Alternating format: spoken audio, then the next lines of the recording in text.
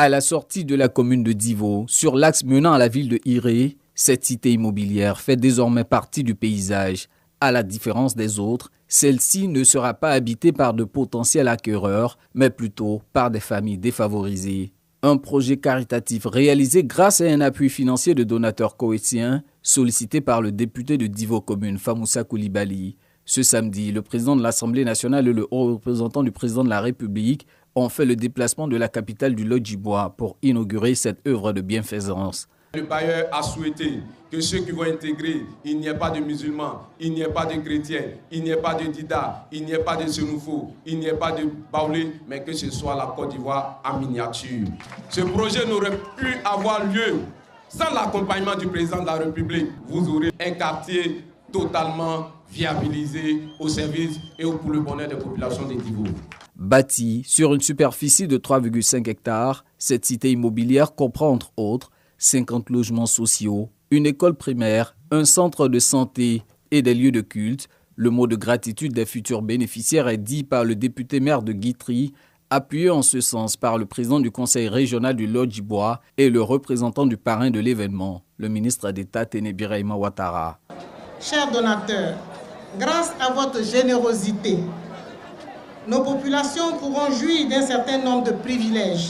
Lorsqu'on donne un logement à une personne, ce sont au moins 300 personnes qui vivront désormais à l'abri des inquiétudes, des loyers à payer et surtout de sortir des habitations précaires habituelles.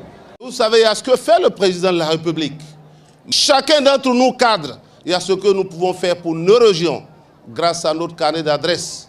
C'est pour ça que je voudrais féliciter mon jeune frère Famoussa Koulibaly. Chers parents, en prenant bien soin de ces infrastructures, vous montrerez à ces donateurs qui n'ont pas eu tort de les réaliser et vous les encouragerez à les dupliquer au profit d'autres régions de Côte d'Ivoire. Séance tenante, les premiers bénéficiaires reçoivent leurs clés des mains du haut représentant du président de la République et du président de l'Assemblée nationale.